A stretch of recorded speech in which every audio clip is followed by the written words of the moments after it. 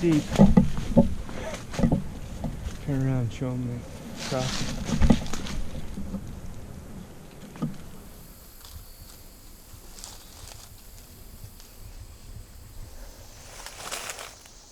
Fresh looking branch. We're getting close. I think we have to go down and then up again, up on top above that big bluff, and then work our way down to the southeast. But we're back in here today.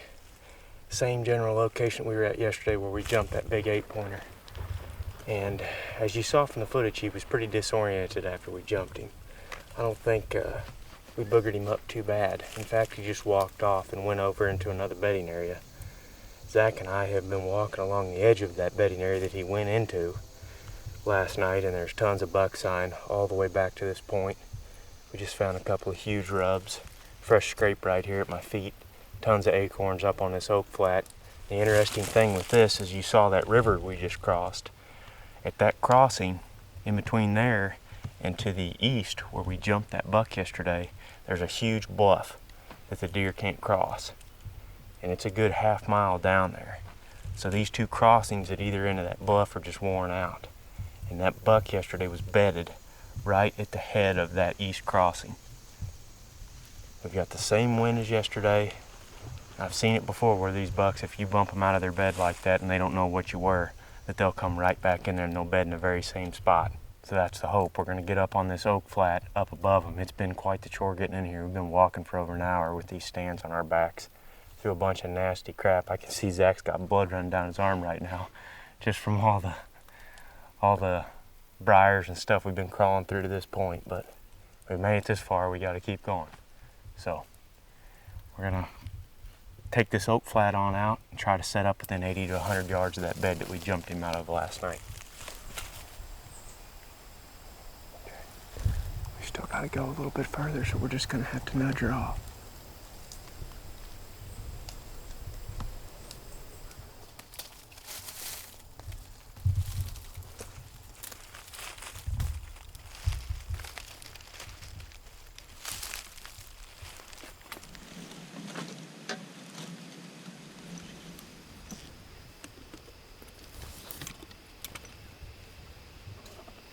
Finally got this stand hung up. It took Zach and I a good, what'd you say, an hour and a half maybe? Yeah, at least. To make it probably the last 20 yards to the tree and getting the stands hung. Looking on my phone at an aerial the whole way coming in and measuring the distance from those beds. And from all estimations, we're right at about 100 yards from where that buck was bedded yesterday. Just right past this thick stuff right here in that little bottom.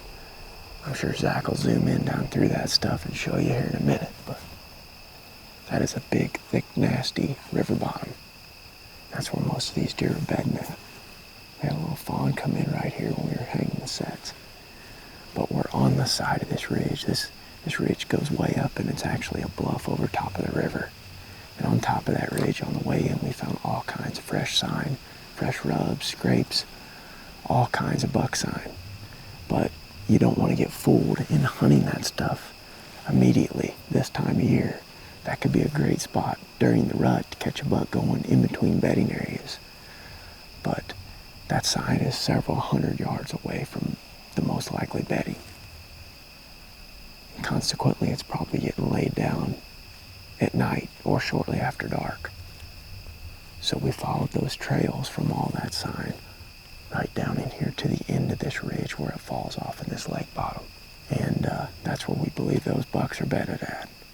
So we're kind of on the side of the ridge right here. We got a trail above us that's probably 10, 12 yards away.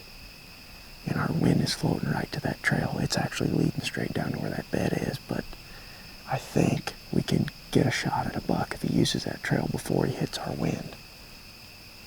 And then we have multiple trails coming right here below the stand, right up down to the edge of the transition. So we got right to the very point of this timber where it meets up with this lake bottom.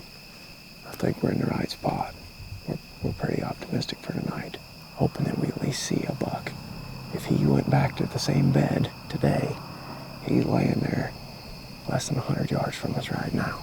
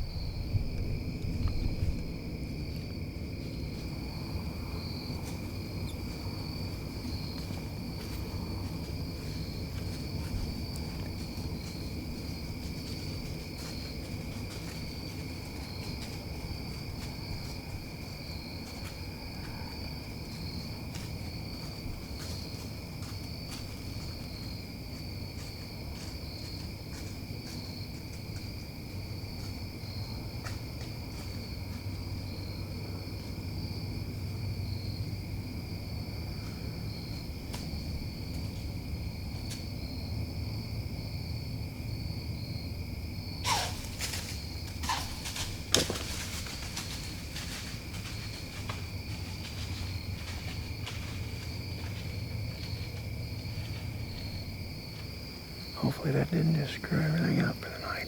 I don't know. We're in an open tree up here, two of us. It didn't take her long to boogie. They're being real still, but dang it.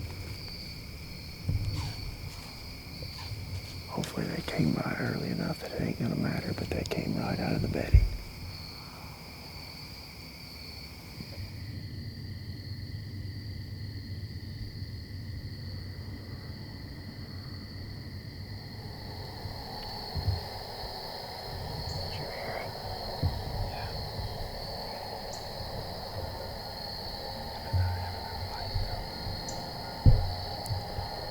Dang it. It's a deer and it's a buck.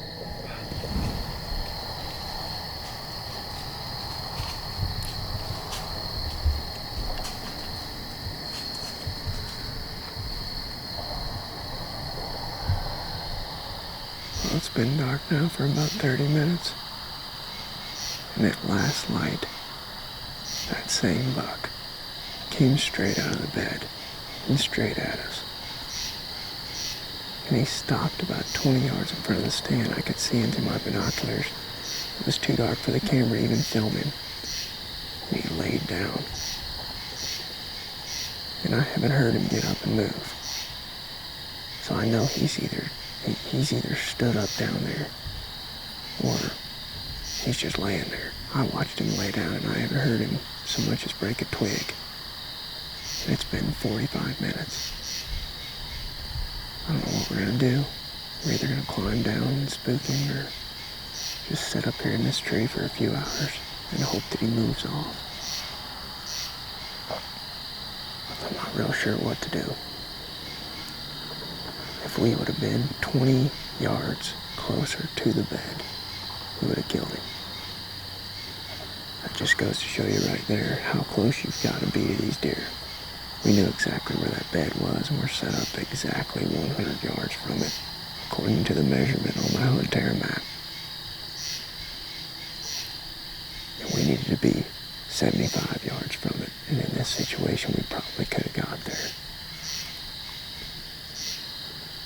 He was in that same bed after we bumped him yesterday. And now he's laying 25 yards from us, and we can't do anything about it. Just sit here and hope he gets up and moves off here in a few minutes. Otherwise, we're just going to have to bump him.